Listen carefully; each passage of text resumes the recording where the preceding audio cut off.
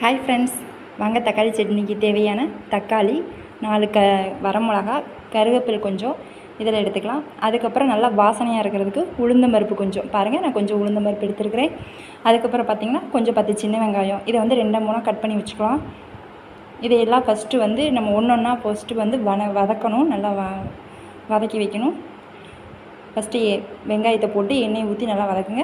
அதுக்கப்புறம் பார்த்திங்கன்னா எடுத்து வச்ச கருவேப்பிலை, வரமிளகா இதை 2ஐயும் சேர்த்து நல்லா பொன்னிறமாக வதக்குங்க.